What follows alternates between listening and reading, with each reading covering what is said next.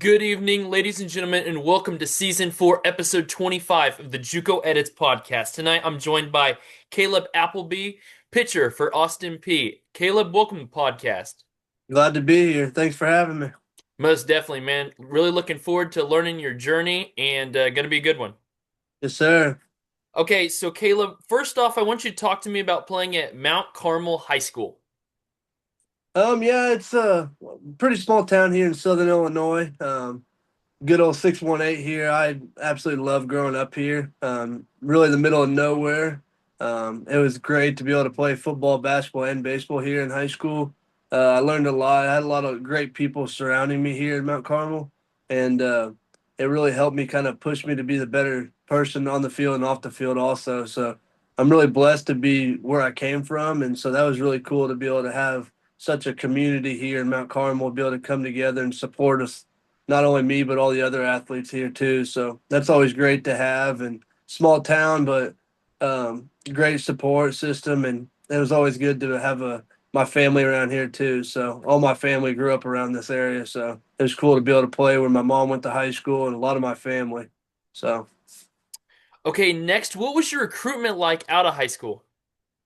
it was a little weird, just because I played baseball, but I wasn't serious about baseball. Gotcha. I never pitched until basically my senior year. I pitched just a little bit my freshman through junior year, and then whenever COVID happened, everything got shut down. Obviously, like the basketball gym couldn't go in there. You couldn't go in the on the football field, but the baseball was county owned, luckily, so you were able to go out there. And my best friend, his name Pete Smith, and Shay Smith, my old baseball head coach, was like, "Hey, you want to go out there and hit baseballs with us and throw with us?" And I was like, "Yeah, for sure." So I go out there and just started getting on the mound more out there, and really started taking pitching more serious there, and got asked to play for Indiana Nitro for Coach Burns. And that was kind of where my recruitment took off. And so I had a really, really late start to my recruitment. I didn't start getting looked at or even talked to or anything like that until going into my senior year. And I talked to a couple pretty solid D1s. Like Texas Tech was on me pretty good. Coach Gardner built a really good relationship with him, but Indiana State was on me, and but there was nobody else I wanted to go to that because I always made the promise that if I was going to play baseball, growing up here in Mount Carmel, there's no better place than playing at Wabash. Yeah. So I wanted to go play for Coach Fournier. I grew up watching him since I was a little kid. I lived literally like a block down the road from the field, so I used to grow up going to games all the time. I'd ride my golf cart or side by side to practice all the time, so that was really cool. And so it was great to be able to grow up and be able to go play for somebody I grew up watching and loved watching, and so that was pretty awesome. I was able to have that. Okay, so next, Kaleb, there's three teams I want you to talk to me about playing while you were at Wabash. The first one is going to be Wallace Community College. Okay, yeah, yeah, I remember playing them. That's a really scrappy team. They're like they weren't like super overwhelming, like when you're looking at them, but like they're a scrappy team, and you always know you're going to get a good fight against them. They're not going to overpower you or anything, but they're going to be a team that puts it together, and they're hard to pitch to.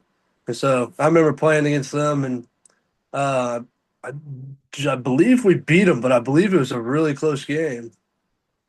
And so I remember them though, but they're always a really good team. Um, just that's the great thing about JUCO is like you just play a bunch of scrappy teams.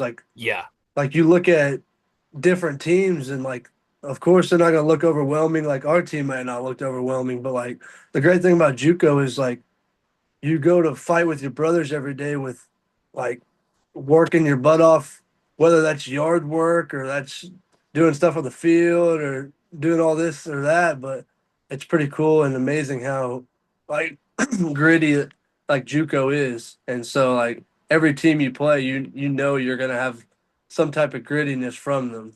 And so that was one of those gritty, like kind of small ball, like single you to death, and then you'll have a couple guys get in there and then let it rip on you. And so you always had to be ready for that. So they're Okay. always a good team there. Oh, my bad. Yeah. So next is going to be Ivy Tech Community College. Cool. I remember playing them. I remember the game we played them. Actually, there was a kid on their team that was throwing 100. Holy moly. Yeah, we because Ivy Tech, that's kind of around my area. I mean, it's not too far. I want to say it's only a couple hours away. And I remember going to the game, and they had a kid that they were saying that threw 100, and their record wasn't very good.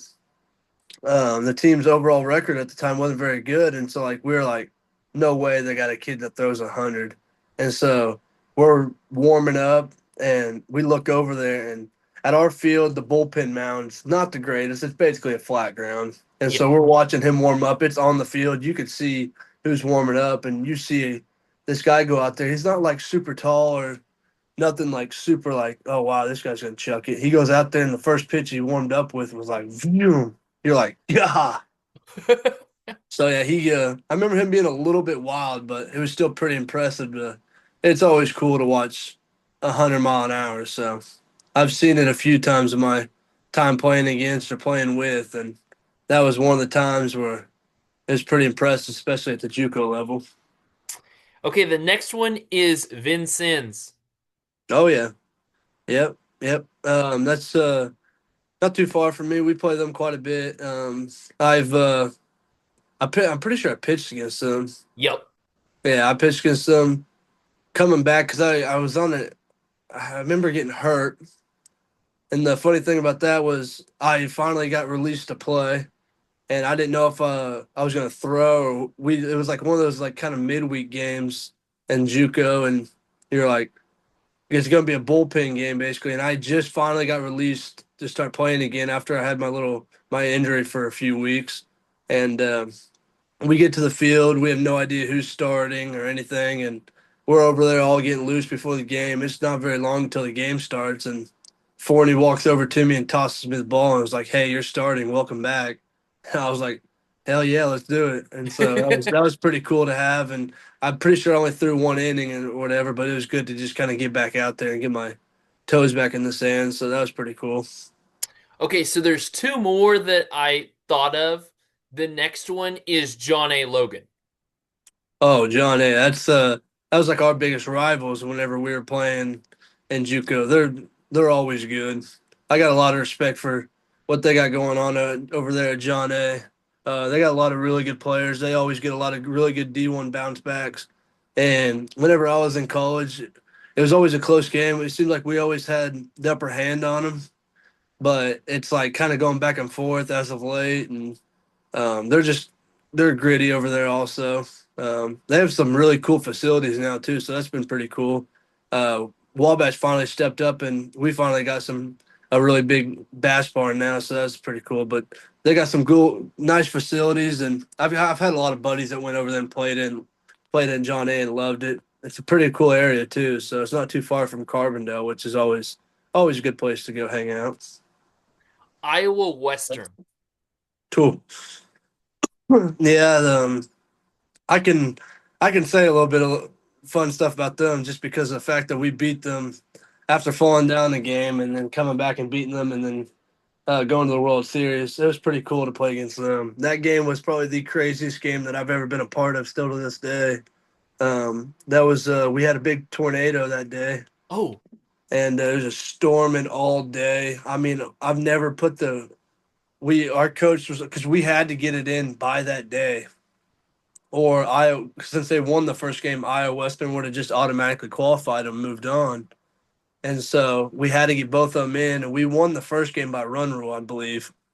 And I remember going to get ready for the second game, and it was storming bad. We took the tarp off, put it back on. I'd say probably 10 different times that day. It was crazy, and we finally was able to get the game in. And I mean, we came out firing. Actually, I believe we might have run ruled that game, and it could have been close to the first game. I believe one of the games we might have run ruled or something, but they're always a damn good ball club. And Coach Rardon, whenever he was there, he's at WKU now, and hell, you see what he's doing at WKU. He's yeah. doing good there also. So him and Coach Forney are cooking it up pretty well there at WKU. So got a lot of respect for them and what they did there, and taking the JUCO ball to the next level and proving that it wins at all levels. So it's pretty awesome to see. And I love seeing always love seeing JUCO players, coaches, whatever the case may be, at the highest level of D1 and being able to perform there. So that's always great to see. Okay, so next, what was your recruitment like out of JUCO? That was pretty fun.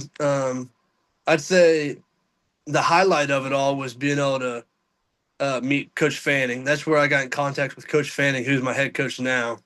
And so I'm very thankful for that piece of it. But I unfortunately didn't commit to him whenever he was at Oklahoma State. I took a visit there and was there for like a 3-day weekend. Loved it there, absolutely loved it. But whenever you get down in good old Baton Rouge, it's just a little bit different, especially when they kind of wine and dine you on that recruitment dinner. So that was pretty cool. And I was supposed to have a visit with Arkansas the next week, and I decided to commit on spot at LSU, which I don't regret the decision whatsoever. I like to live life with no regrets, obviously, because I learned so much there. Just unfortunately, what happened when I was there just didn't work out. I got a back injury, and then had the mental case of going on, coming back from the injury. So I don't regret anything. I learned a lot there and met a lot of really, really great people that I still talk to today and still help me today. So, but that was pretty cool to be able to commit there and be there, especially part of a national championship too. So that was Yes. awesome. So yeah, that was a really great time. Learned a lot, met a lot of great people, and made a lot of memories. So Okay, so I want to go back a little bit, back at JUCO, then we'll go into that 2023 season at LSU. So I want to go back a little bit, Caleb. Talk to me about playing in for the JUCO World Series. oh, that was awesome. Unfortunately, right before we were about to go there, I re-injured my back a little bit, and Oh, so I was basically like, if we absolutely needed me, I could throw. I wasn't going to be able to go out there and pump anything probably close to 90 mile an hour, given that at all. yeah. So, but I was going to go out there and give it my all and just try to get as much outs as I could, which I warmed up one game. It was pretty painful, but I was gonna go in there and help any way I could. But it was awesome. Grand Junction's just a different breed. That place is beautiful. One of my really good friends I've been teammates with for the past couple of years. He's from Fruita, Colorado, which is right there. Jacob Weaver. Okay. He grew up in that area, and so it was really cool to just kind of be out there in his homeland and stuff. But um, it's beautiful out there, man. I'll tell you one thing too, which sucks as a pitcher. The ball freaking flies, and so that sucked as a pitcher. And they say your like stuff on your fast or your like movement profile stuff doesn't move as much, and all this, all that. But the ballpark out there, playing in front of 9,000 people at the night game, was one of the coolest moments, experiences I could have possibly dreamed of. And unfortunately, we got walked off against Central Arizona and ended our season, but man, that was a good time out there. I remember, oh, what's that? I can't remember what is it like Golden Corral where it's Yeah. all you can eat buffet? Yep.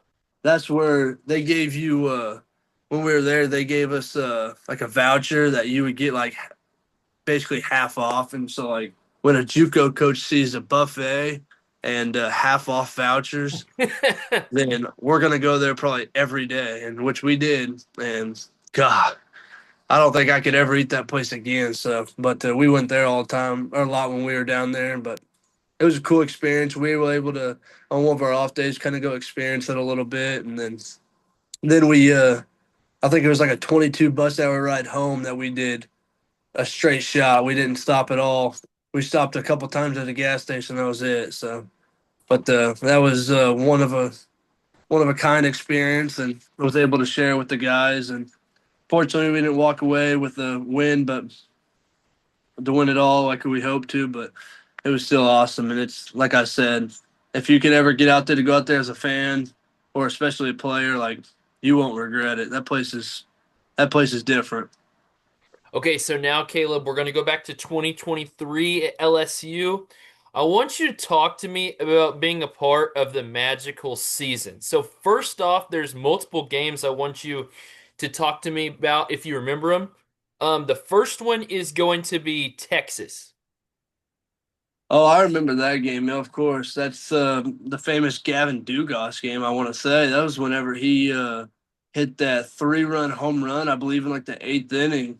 Yeah. Yeah, and then good old Christian Little came in to close, and pretty sure Thatcher Hurts started that game. That was a fun game. That was a very very intense game.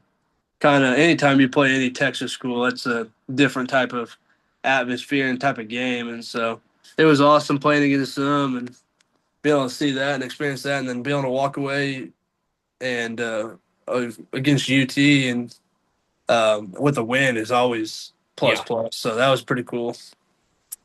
Next is Texas A&M. Ooh, I don't really remember much of that one. Okay. Um, I remember the Skeens game because I remember.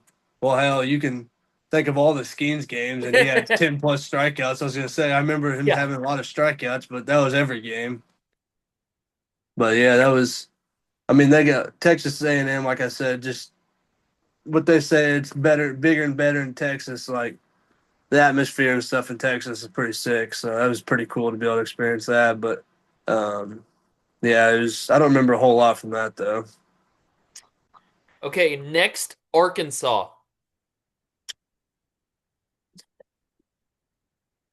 in Baton Rouge. Oh yeah, yeah, yep, yep. I remember that. We pretty sure we got walked off. No, we didn't. Well, technically we didn't get walked off, but we went to extra innings the Friday night game and ended up losing that one. Unfortunately, I remember that game. That game was intense. Um, just because of the fact that Friday night game, Friday night atmosphere. Arkansas traveled really well, and you got Skeens on the bump, and Skeens shoved, and then unfortunately didn't pull away with the win. But God, I remember that atmosphere. I remember walking down to the bullpen because I was hurt, and so I wasn't pitching, but I was walking down the bullpen to go do something, and just get walking by Arkansas people, and I was just getting tripped left and right, and Mm. so. And hell, I wasn't even on the field playing. Like I wasn't even. I didn't even have cleats on. I didn't. I had a jersey on, but I had like a shirt over the top of it. Like you couldn't even see who I was. I basically looked like I was a manager or coach, and so yeah. But that was a fun atmosphere to play in. Okay, next Tennessee. Oh yeah, that was awesome. That was one of a kind. I remember Jordan Thompson's. There's like a little clip where the people use it as like I don't know what those are called. Like when you like click on it and like you can use it as like a graphic Oh, a image or GIF.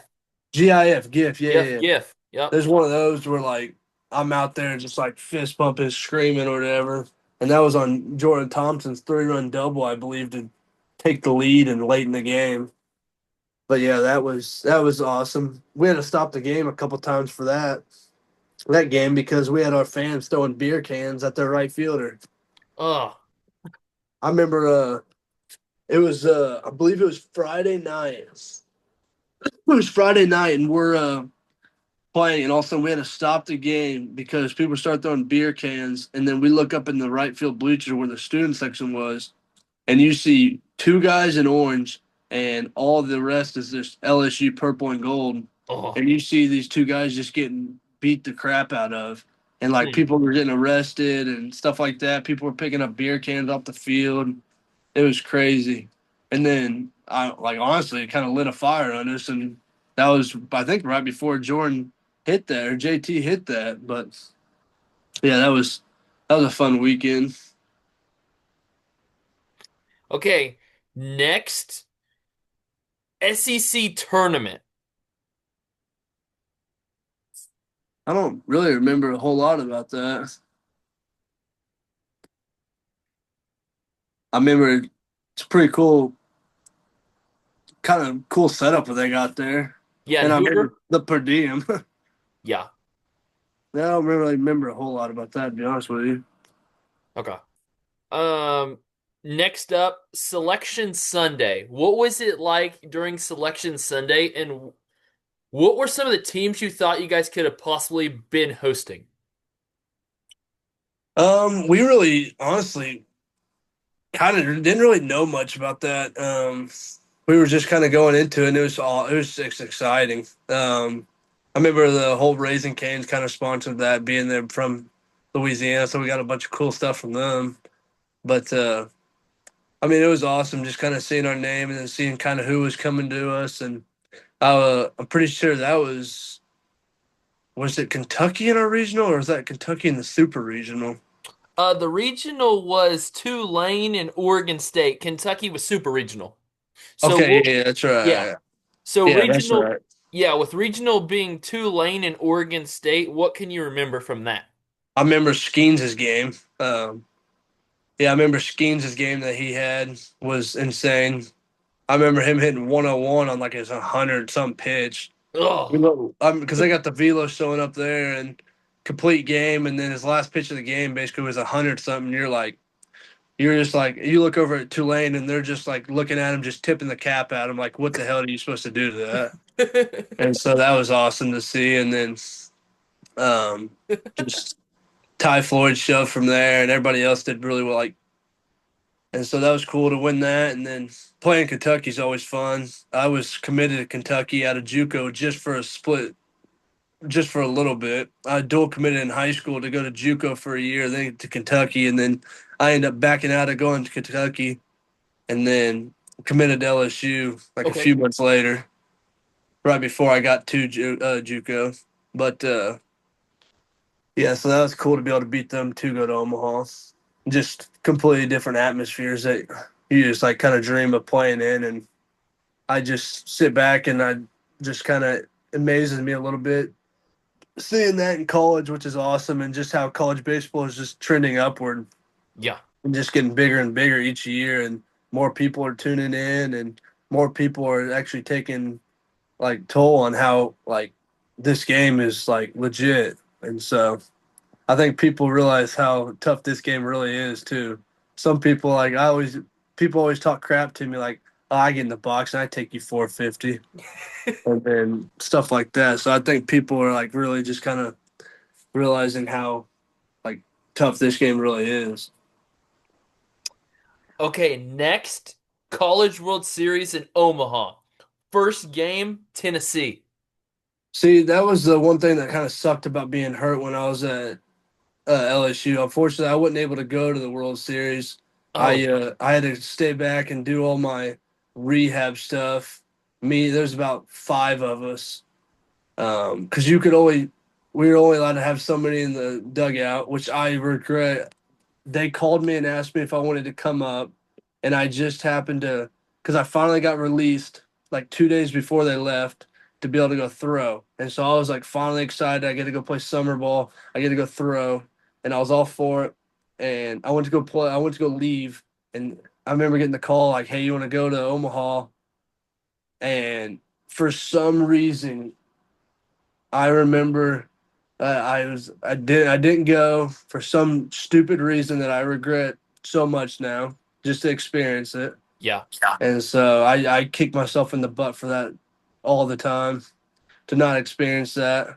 I was there for them right when they got back though, and was able to be there for all that, which was cool, a lot of fun. But I kick myself in the butt all the time for not like agreeing to go with them. There's about three of us. Two of the guys of the five or six that had to stayed back went. They all went up, and there's about three of us that decided not to go, which was we all did. I don't know. It's just touchy subject on me, and I regret it.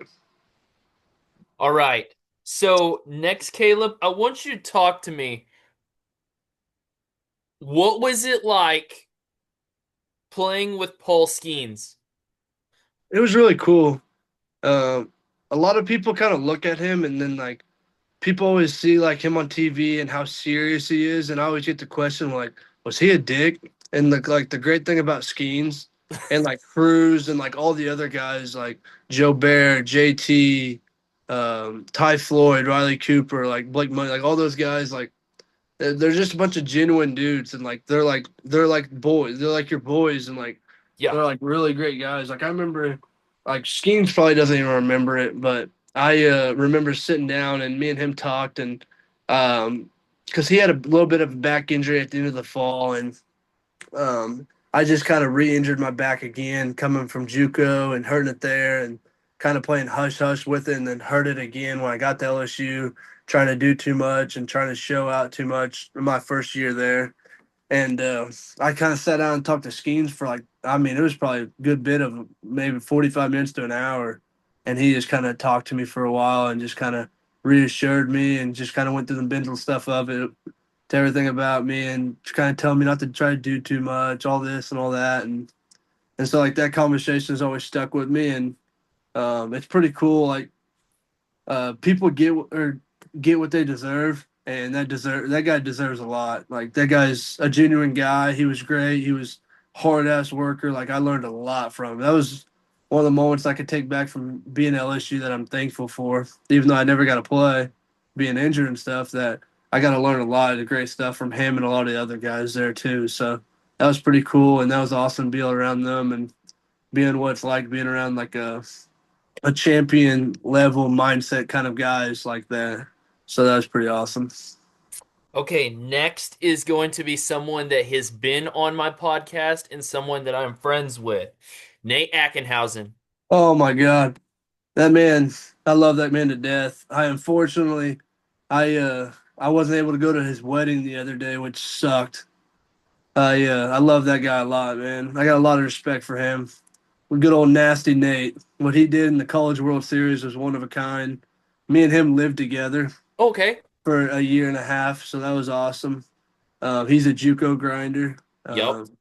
so just kind of we experienced a lot of the same stuff, and he uh, he always knew how to get it done. Whatever job at hand it was, like he could get it done, and he was really cool to be able to be friends with and hang out with. We would go golfing, we go on the boat together, we do a lot of stuff together. Me and him are just kind of like two dudes that like we love to hunt and fish, and so like Yeah. we collided from day one, and so I got a lot of respect for him. I still text him every once in a while, check in.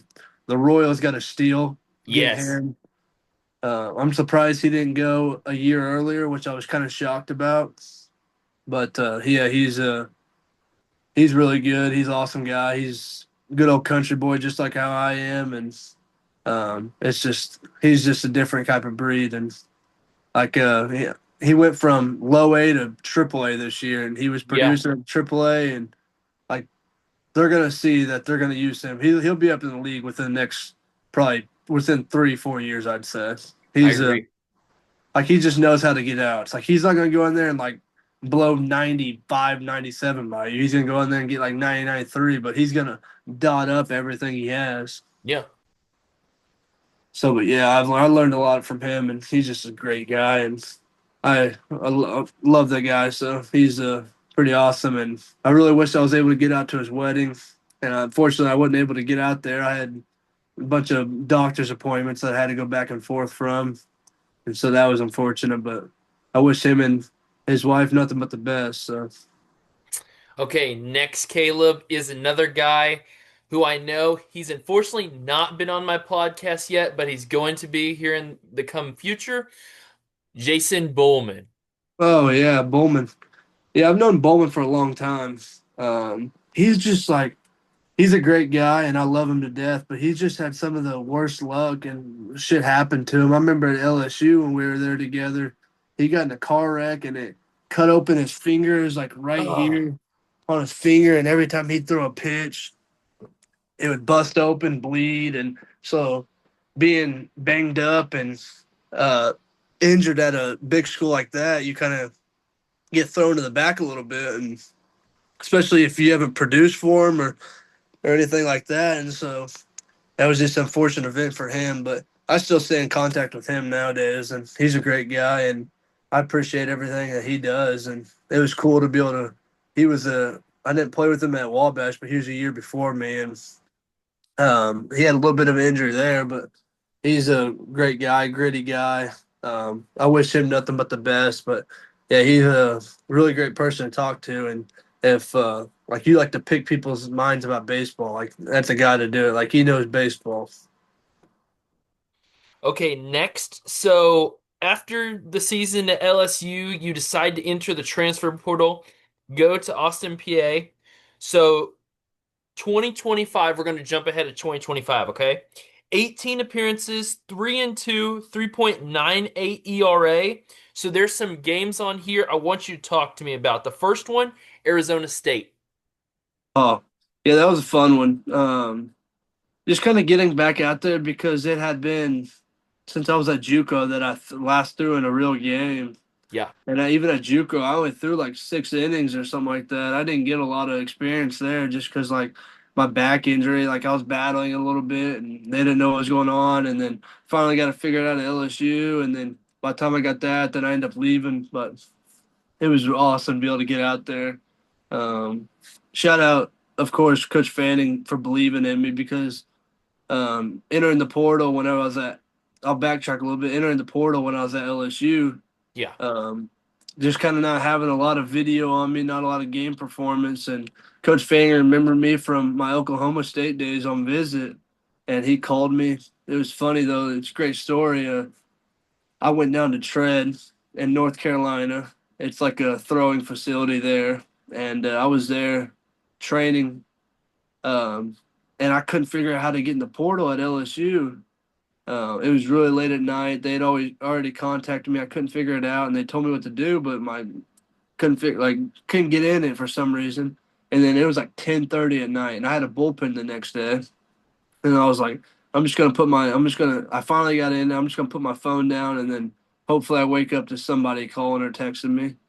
And I set it down, and it wasn't but 2 minutes later, and Coach Fanning called me, and so I was 2 minutes in the portal, and he already had contacted me, just kind of firing me up and cheering me up, and so that was awesome to be able to see. And I knew kind of just from there that wherever I didn't even know where the hell Austin Peay was, to be honest with you, and I knew kind of right away, like wherever that man was, like I was following him, and that was the best decision I've ever made in my life. Like that guy's a second father to me, and so that was pretty awesome to be able to uh, take a chance on me whenever I hadn't had a lot of experience or anything, and he trusted me and gave me the closing role last year and just kind of ran with it, and so it was awesome. And so that was cool to be able to come in against Arizona State for my first outing and pretty well 2 3 years and be able to go out there and throw like I think it was just a few innings against them, but it was still a lot of fun to be able to get back out there, especially at a cool place like that. So,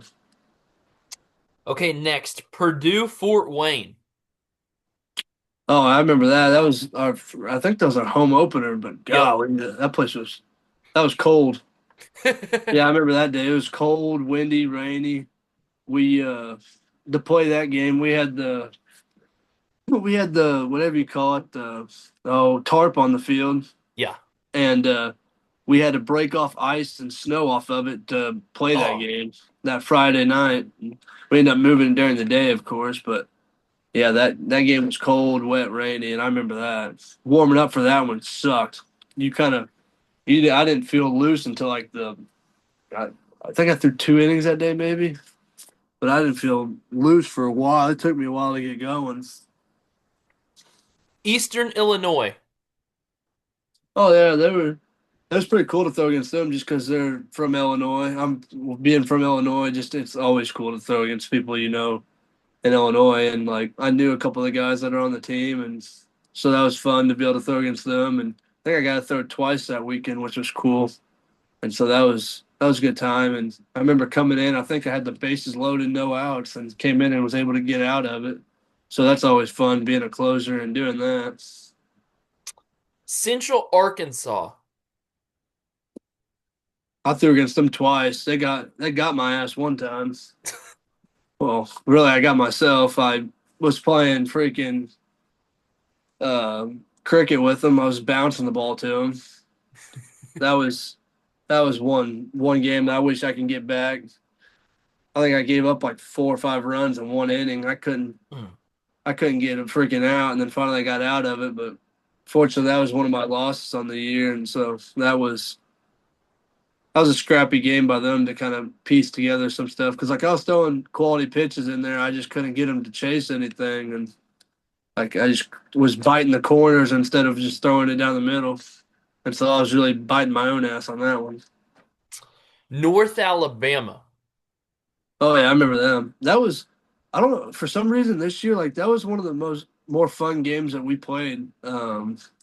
Like for some reason when we played them like that was like they were like ready to play like we were talking to like some of the other guys like before playing them like they're like oh yeah they're just not very good they're just come out dead but like we played them like they were energized they were like coming at us like it was a bunch of shit talking back and forth like it was fun. Unfortunately that game didn't work out that well that I pitched into but they hit a walk-off single against me but yeah, that was a really fun game to pitch into. So that was fun. And then the second time I pitched wasn't did a lot better against them, but that first game I put pitch against them at their place at a JUCO field actually. So, but yeah, they're a good ball club. They had some pretty good players. So that goes back to they remind me of a JUCO team. They were gritty as all get out. So that was fun. Next, Caleb, talk to me about playing in the ASUN tournament. Oh, that was really cool. Great atmosphere. It's always fun playing in Florida. Also, always great weather, but that summer heat and kind of end of May is a little bit different. That gets you pretty good. The game I pitched into, it was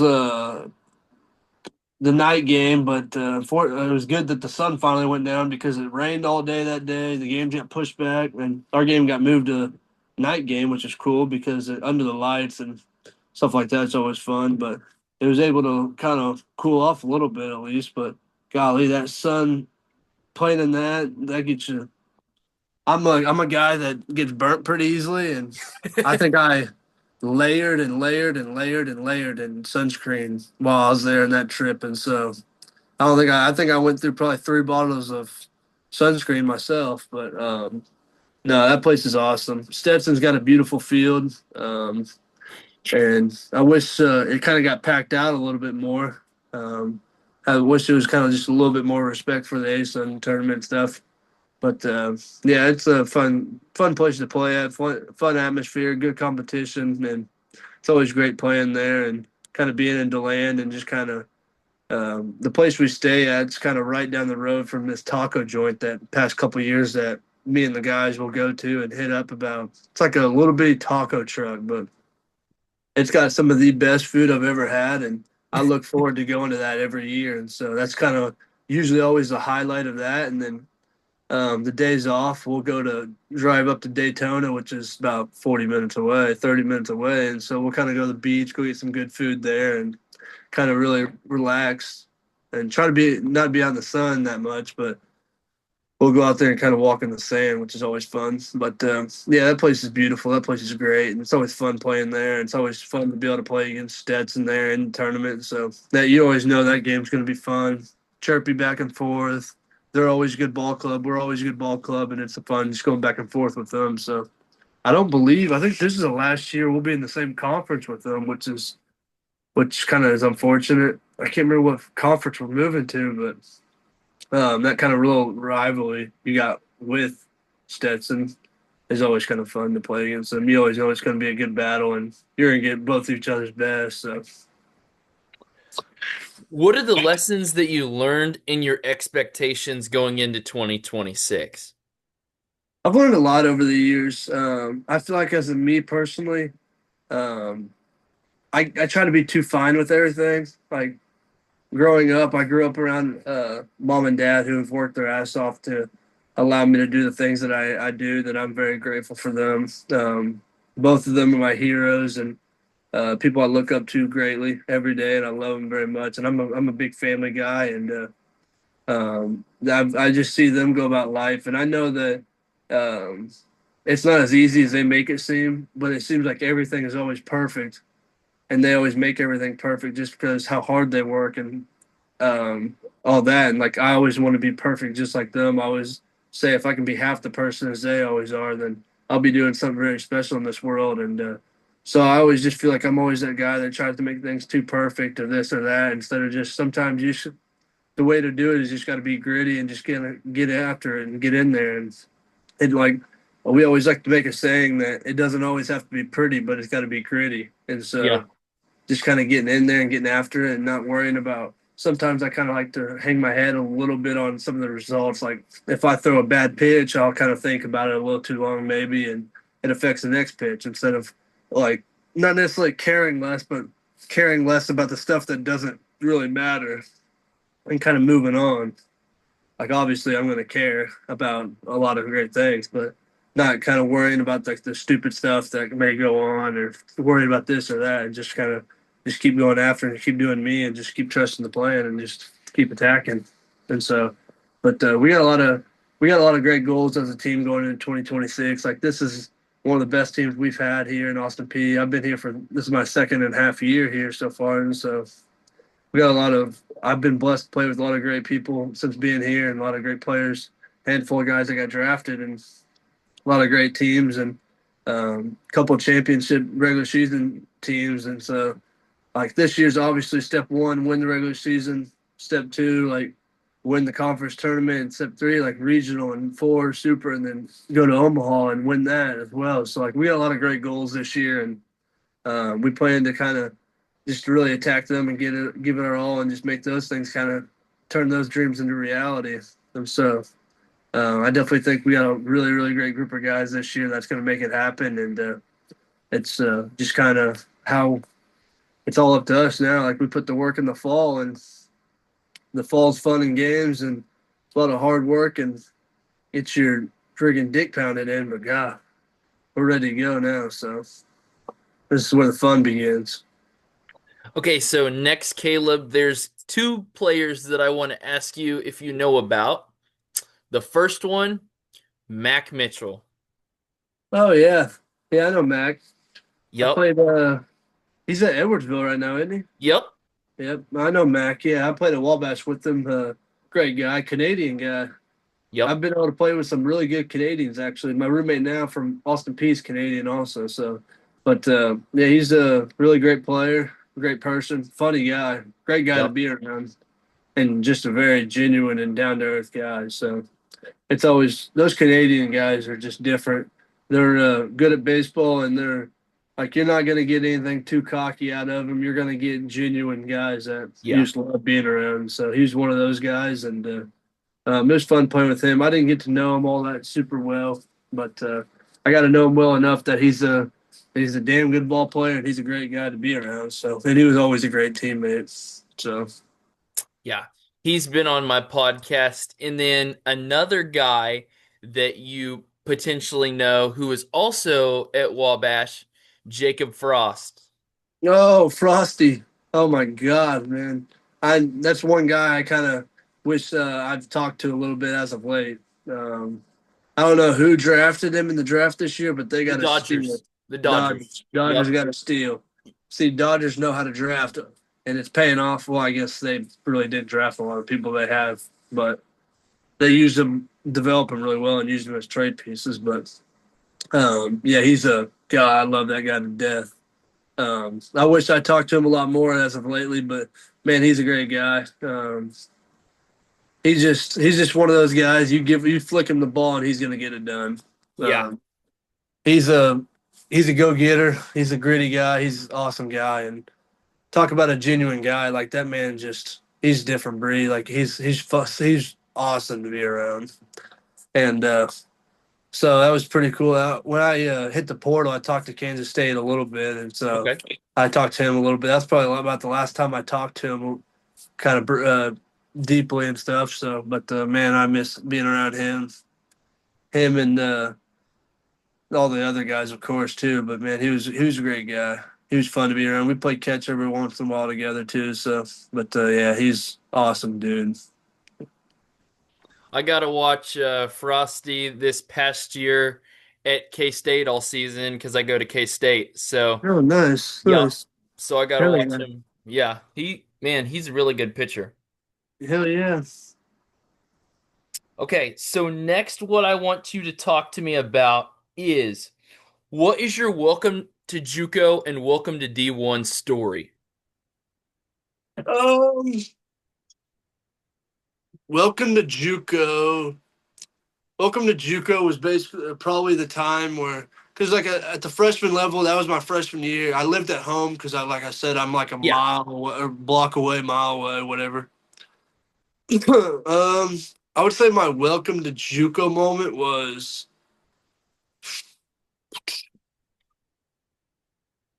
I'm not really sure about JUCO. I mean, the kind of like the freshman duties you have, because like your sophomores there, like basically your seniors, so like you have Yeah. seniority there. Like you just had to do just like absurd amount of like yard work and stuff. Like it was like the sophomores got treated with so much seniority, of course, and so like the freshmen like. But the good thing about JUCO is like you recruit so much that like whenever the freshman class would like we'd always have to go out and do a shit ton of jobs and all that stuff. And I remember one of the jobs was we had to go move. That was yeah, okay. So that was what we had to go move all this weight stuff. So like somebody gave us like a bunch of their old weight room stuff, and Hmm. I remember having to move all that, and that was like 10 of us, and moving all that. There was like 5 of us carrying a single thing, and it was so heavy, and we did that for 2 days, all day straight. It was the biggest mess I've ever been a part of. Mm. It was the worst pain I felt like the next days after from like just carrying stuff. But I felt like an old man and stuff carrying that. But another thing too was um, kind of on along the baseball side of it. We do these one things where like competition stuff, and if you lose, you had to run like what they call like the Valley Mile. Yeah. And I I'm a big guy. I don't run very well. Like I can run. I'm athletic. I just really hate to run, and I don't feel like I'm the best at it. But I remember having to run it for the first time, and I did it while we were at practice, and I lost the competition. I was like, "Oh no way, he makes me run! I have cleats on, like I have spikes on. Like no way he's gonna make me run it right now." And I mean, we got done with it, and he just looks at me and he goes, "Take off." And so I've never ran it before, and I didn't even know what the path was. I've watched people do it, but like when you're in the moment, you just kind of like lose track of Yeah. what it is. And I remember running it, and I ran it like it took me forever, and I finally get back, and the coach was like, it took me like probably 30 minutes. The coach was like, "Where the hell were you?" Blah blah blah. Like, what took so long? Because like it's basically just a mile. Like you run a mile, and people should be able to run that a mile. And a big guy like me, like at 7:30 or lower at least, and I was gone for a while. And I remember getting back, and he was like, "Yeah, you ran way off course." But I was doing it in spikes too, so it sucked. And Yeah. so I basically ran like 2 of the Valley miles and all that. And I did it in spikes, kicking up crap. Hearing that noise is the worst noise ever running on concrete. And that was, I get back and I'm just dead. And then, after JUCO practice, you finish with running. So I had to do more running after. Yeah, that was pretty brutal just because I'm a guy that doesn't like to run a whole lot, especially like I like to do sprints. I like to work on sprint work, but I'm not a big fan of running long distance like that. And that was brutal. So Man. Okay, so what were some of your favorite JUCO stories? some of my favorite JUCO stories, man, there was some that I was at Grand Junction. Just kind of what led up to get to Grand Junction was awesome. Brad Laurie hitting a walk-off home run when we're down in the ninth inning to win was awesome. To go to Junction, um, playing in Junction was awesome. The parties we threw after winning our region and all that was awesome. Like we had dudes jumping in the pond. We had there's this crazy stuff like going to back to the baseball field, all that stuff.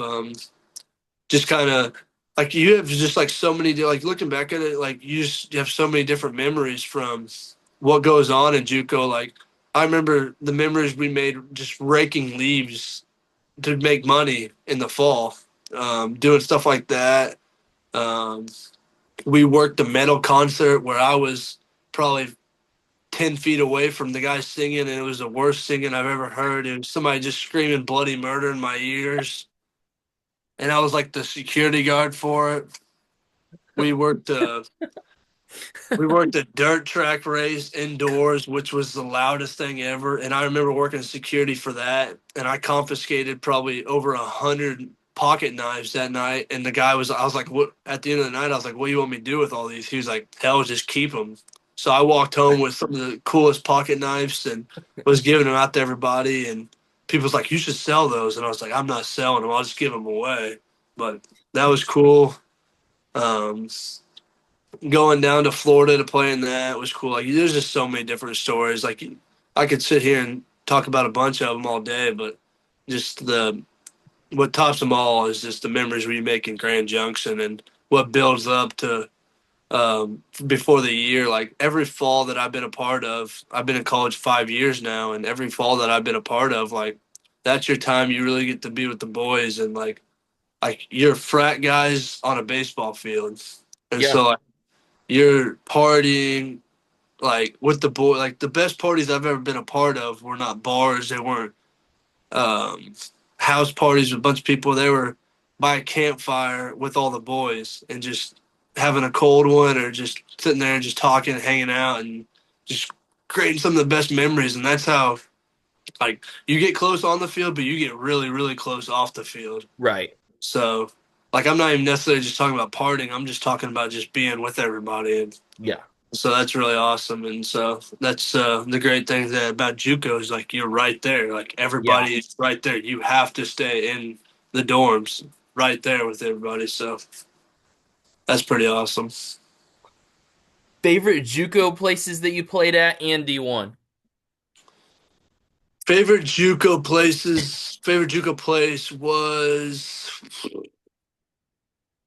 Grand Junction. I mean, Yeah. that's hard to beat. And then I'd say for the field, favorite field for JUCO.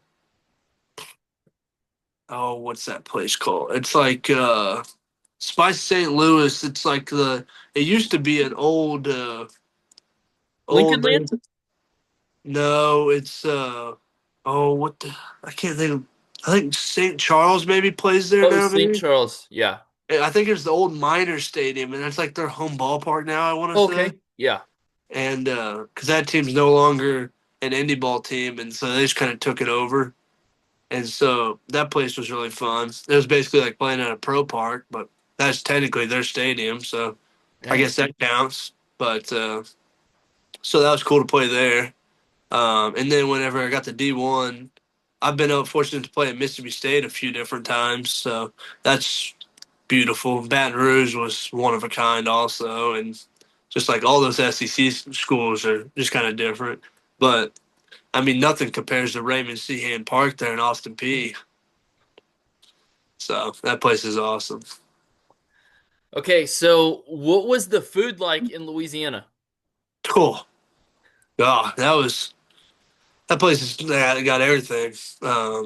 I tried stuff there that I've never even heard of, and I'm still in love with this day. Like I could go back there right now, and if I lived there and being a non-athlete, I think I'd be probably 500 pounds.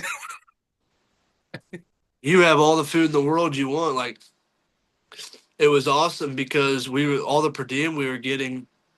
Like, of course, you had your NIL, but like the per Yeah. diem also, like you could just go out there and just feast. And I was taking advantage of all that. And so there was, I mean, just you could go to a sandwich place, random sandwich place, but there was this place called Empire Wings. Oh, yeah, I've heard And, of Empire Wings. Yeah. oh my God, I could go back there and eat that stuff every day.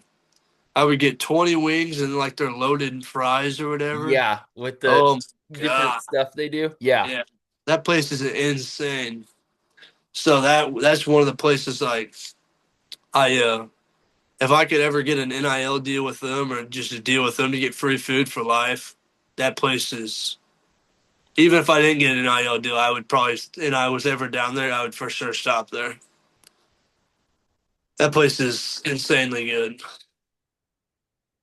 Okay, what is the toughest lineup that you faced in JUCO and D1, and the toughest hitter that you faced in JUCO and D1?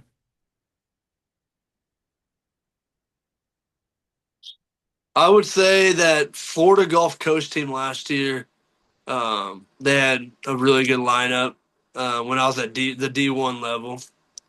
Because like I said, when I was at LSU, I faced a couple of the guys. I never got to face the lineup when I finally got released. The pitch, I only threw one time before they kind of shut me down again, and so I only got to face like a handful of guys. But the D1 level, I definitely say Florida Gulf Coast.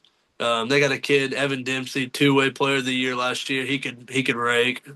They had a couple other really good bats in there.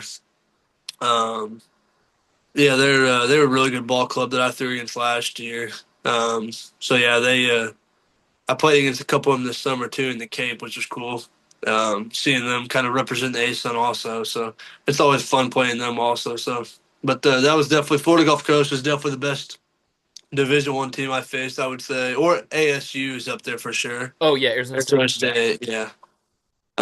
Those two, I'd say Arizona State probably, and then Florida Gulf Coast. Just because ASU just had a handful of draft picks this past year in their lineup. Yeah. At the JUCO level, like I said, I was kind of banged up, so I don't really. And it's been a few years ago. Um, I don't really. I mean that Wallace team, I'd say probably just because of the fact that I don't. I was probably one of the few teams I faced, just because of my injury. So definitely probably Wallace then. But and then I'd say the best person. I would say there was a Coptic kid last year from ASU that got drafted like the second round. He was really good. Me and him put up a battle against each other, and unfortunately walked him. He kind of fouled off a couple strikes on me, and then tried to get him to chase a little bit out of the zone. And his discipline was pretty good, and so he was able to withhold from that, and then walked him on a 3-2, which sucked. But and then Dempsey was a hard AB last year. Like I said, he's a really good player. Really good player, both on the mound and at the plate. I got a lot of respect for him. And then there's a kid from Central Arkansas named Zeb Allen, who, for some reason last year, he just always put up such a great AB against me. Um, he's a really good ball player.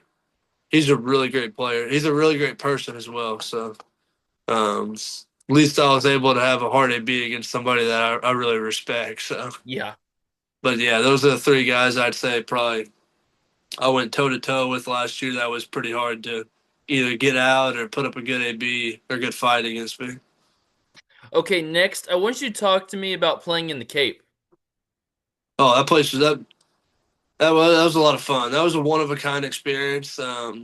I recommend any player like if you even get an opportunity to go up there for like a temp.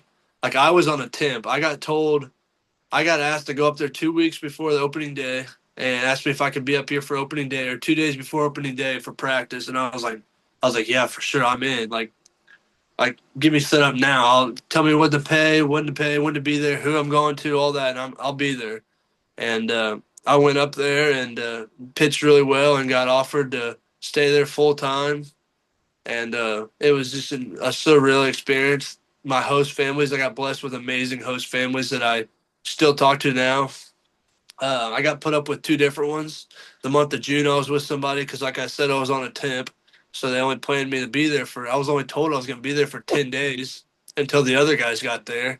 And then I did well and they offered me the whole time. And then so they had to move me the month of July with a different host family. And so that was a lot of fun. Those people were amazing. I still, like I said, I talk to them now. Still talk to a lot of the guys that I played with still today. Met some really great people, guys that I'll forever talk to, and met some really great guys and great competition. Was able to play in the All-Star Game in front of like 10,000 people, which was freaking really cool. Warming up for that, I remember that was like kind of like that around that 6-7 joke started, Yeah. and so like on the roster, they said I was.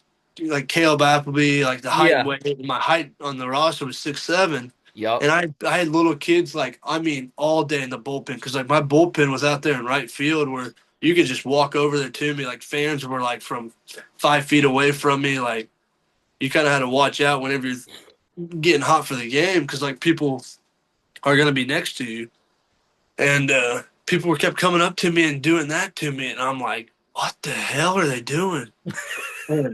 I mean, just I probably had 30, 40 kids come up to me that day and just kept doing it. And like the same kids kept coming back up to me and doing it. I'm like, what is going on? Like the interns are out there videoing us, like making TikToks and stuff. And like I threw in like the fourth or fifth inning, and it was a long game. And I came back out in the bullpen and just started dicking around and messing around with people. And like I started like they were wanting me to do TikToks, they were wanting me to do like lives and stuff. And so I was doing all that, and people were coming up to me and doing it. I finally asked them, I was like, "What the hell does that mean?" And like, "Oh, that's like the new like 6'7" thing." And they're like, they see your roster at 6'7", they're just coming to do it. So I was like, "Huh." But yeah, that was really cool and really awesome and really something that I really loved and really enjoyed, and really thankful for the coaches giving me opportunity out there to do that and So be a part of that. what was the team that you played with? The Gateman, Wareham Gateman. Okay. Yeah, yes, sir. So do you might have you yeah, yeah, yeah. So there's two players that you might have pitched against in the All-Star game, if you remember them. D. Kennedy. I don't. Okay. And Like I said, I wasn't paying attention much during the game. okay, and then Shintaro Inu. No? I don't know. I don't think so. Okay. I wondered. I probably talked to him before the game. Like we were going over there playing hacky sack with all of them. Like it was our pitchers and their pitchers playing hacky sack before the game for like an hour. Okay. So I probably met them. If I saw their face, maybe I'd remember them. But like I said, I wasn't paying attention much to the game just because they had me doing so much stuff after I got done pitching. What is something that you struggled with that you want to improve on? I definitely say like just being more consistent. I didn't like how many walks I had, and I kind of fall behind a little early, try to play catch up, and then fall behind. I definitely want to be more consistent, which I did a good job about that this summer. And just because I feel like I got really good stuff, and then instead of like trying to be too perfect and just really um, trying to finesse around guys, just kind of just going right at them and just like here's my best pitch, like I want your best, my best, and here's my best, trying to hit it instead of just trying to paint this or paint that. Like there's time and place for that, but not every pitch. Yeah. And so just kind of being more consistent along the lines of that and just being able to go deeper into games. And because this year I'll be a starter. And so that'd be a lot of fun and be able to go about 5, 6, 7 innings every weekend. So I'm really excited for that piece of it. And so just really having fun. I just kind of live by a little motto, is just having fun and smiling because we're playing like the kids' game. Yeah. So really just make the most out of everything and make the most out of every opportunity you get and living with no regrets. So What's some of your favorite things about JUCO? just the kind of like the brotherhood you get from that. Like you learn a lot from JUCO. Like you just kind of learn how to be gritty and just kind of different ball player in that kind of atmosphere. Just because like you got to do so much stuff to get you ready to be able to even step foot on the field. And like you don't got a grounds crew, you don't got this, you don't got that, you don't got the nice stuff. Like I remember going outside, and I mean, a lot of people probably do this, but like they go out there and practicing and 25 degrees, snow's falling down, and we're out there on the tennis court and we're playing catch. The ice is on the ground, and we're doing PFPs, and we got dudes falling left and right because it's so slick out there. But our coach insists on us staying out there because there's no need to go inside whenever he's our coach always said that if I can walk out there and I can stand out there for 5 minutes and be able to stay alive, then you're good to go play baseball. And so, like I remember playing our first opening day of the opening game. It was raining and it was cold, and we're all sitting there. And of course, you have no heaters like you do at D1, and we're all sitting there just shivering and cold as can be. and that was one of the first games that I threw in. I had to come in like the ninth inning after sitting all day, and I got hand warmers in my cleats. I got hand warmers in my pitching glove. I got hand warmers in my back pocket. Every pitch, I put my hand in my back pocket. Like it was crazy, but like you just learn how to be a different ball player in JUCO. You learn how to kind of grow as a man also, and you just kind of pushes your limits a little bit and seeing how bad you really want to be a baseball player. Like a lot of people quit when they go to JUCO and just want to be done, and like it's like another thing of like fear factor or something. Like it's like Yeah. it pushes you to your limits. What do you do when you're in a slump? I just like to. My big thing is just like I like to just kind of take it back a little bit. I like to just kind of. I'm a big hunter. I love the outdoors, so I'll just either kind of if I'm home, I'll go walk in the woods. I'll go do something like that. Just kind of reset myself, reset, talk to God. I like to do that a lot. I like to just go play golf, kind of take my mind off things a little bit, just kind of give me a little reset. And then I like to kind of remind myself that it's a child's game. And like, I got my little cousin who is playing it at 5 years old, going out there and having the time of his life and smiling and throwing it around. And then you look up and like, you see like the 35-year-old veterans like making a mistake, giving up a home run, giving up a few runs in the inning or something like that. Like you got people at the highest level making mistakes. Like I'm gonna make mistakes. God didn't put us on this earth to be perfect like He was, but we got to be able to go out there and give it our all and just be able to kind of reset from it and just be able to make things happen and with what we got. And so I like to just kind of just remind myself that it's a child's game and just go make the most of it and have fun and just enjoy it. And so, like, I don't want to regret anything, and I don't want to look back and say that this happened or that happened. I just want to look back and just have the memories from it. Okay, so I have four last questions for you. The next one is what season means the most to you out of your career, and what coach means the most to you out of your career? What season?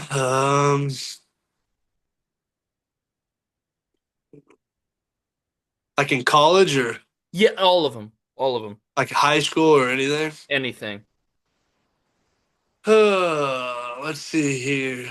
I would probably have to say that like the LSU one was special, but like being not a part of that, it kind of sucked. So like I can't really say much of that. Like that was cool, and I learned a lot from that. I've learned a lot from all the experiences I've had at Austin Peay. Um, I would probably say last year, honestly, just because of the fact that it was my first year back, really playing technically my freshman year, pretty much because, like I said, my JUCO year I didn't get to throw a Yeah. lot. Didn't throw in my sophomore year, didn't throw my junior year, so last year was really my freshman year, and so that meant a lot to me to be able to get back out there and through everything that I kind of went through to get me back out there. From I had a knee surgery, I had back problems, I had two back injuries throughout that time, and so just kind of getting back out there and being able to play with my brothers and playing for Coach Fanning, who gave me a shot whenever no one else believed in me. That's the coach that I look up to, like I said, and he's by far my favorite coach I've ever had. Um, like that man's my second father. Like I'm very, very, very close with my father I have now. Like with my father now. Like my dad's my everything, but like Coach Fanning is like my father, like my second father. Like the way he gets along with my family, the way he gets along with everybody, the way he energizes me, the way he motivates me and pushes me, and just the just kind of genuine, heartfelt guy that he is just means the world to me. And that man's everything to me, and I appreciate everything he does for me and has done for me, and how he gave me a shot to be able to have my basically first year last year, to believe in me, to recruit me where I had to sit out a year and then finally got to play, which was awesome. And so I owe my life to that man, and I appreciate everything that he's done for me, and I love that guy a lot. Like this summer, he would call me and he'd get on the phone with me, call me, and be like, "Hey, what's up, big guy? I just want to call and let you know I love you." And I'd be like, "I love you too, coach," and we'd hang up. Like he did that a handful of times.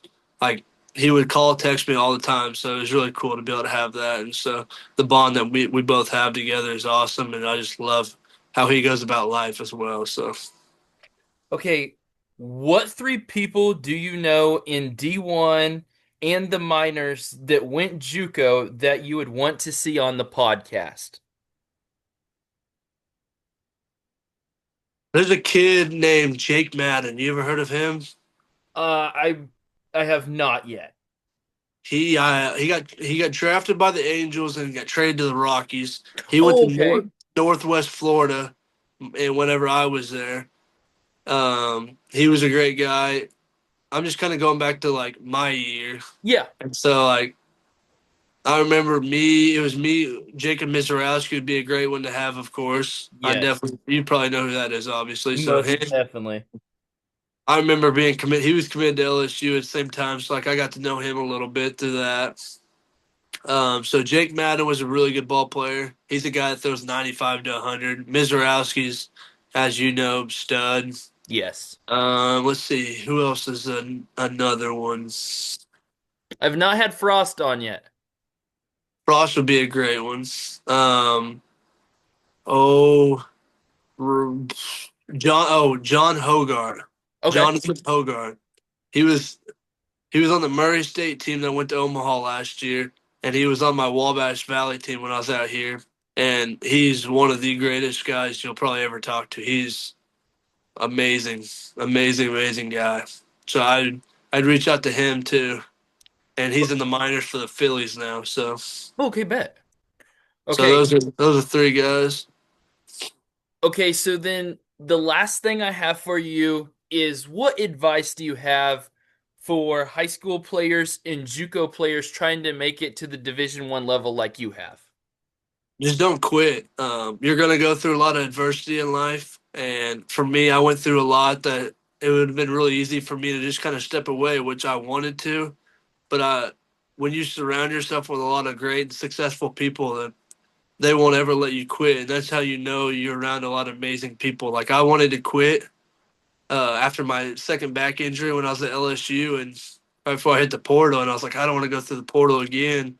And I was still coming back from my injury. I wasn't fully healthy, and things weren't going the greatest. And I had a lot of stuff go.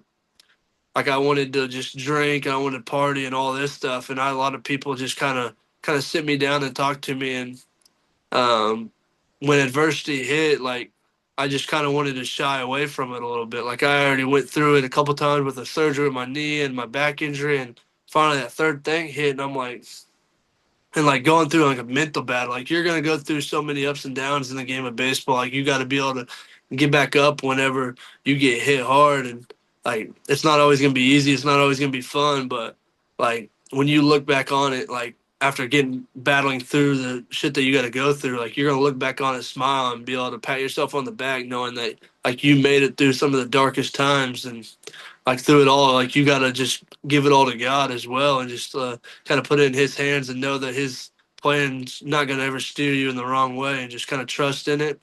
And after sitting down and talking with my family and a lot of the people I was really, really close with, and they kind of gave me that pep talk you needed to be able to get back up and be able to. So like surround yourself with people that want to see you succeed as bad as you want to succeed, and just know that adversity is going to hit at some point, whether that's baseball or in life, and you got to be able to kind of get knocked out and be able to get back up from it and keep fighting. All right, so Caleb, my last question that I have for you tonight is it's going to be a good one. What is your walkout song? Ooh, so I got a few different ones. So I do. I'm a big Rick Ross fan. Okay, I yeah, love Rick Ross. So I did Purple Lamborghini for a little bit.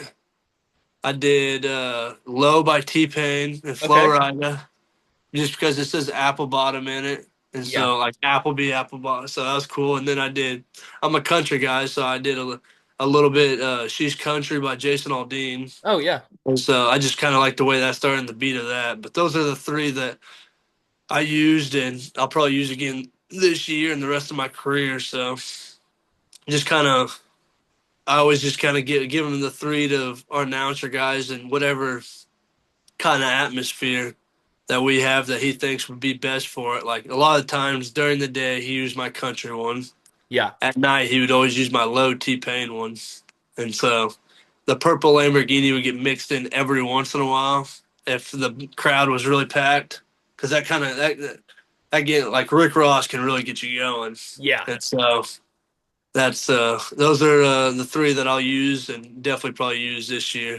I'll probably use the Rick Ross one a little bit more this year than the other ones. But the Sheesh Country would probably always be my day one, and then the other two would be kind of mixed back and forth. All right, Kaleb. Well, I really appreciate you for your time, man, and I wish you best of luck this upcoming season, man. Buck I go Black. appreciate you. Thanks for having me. Most definitely, man. Have a great night. You too.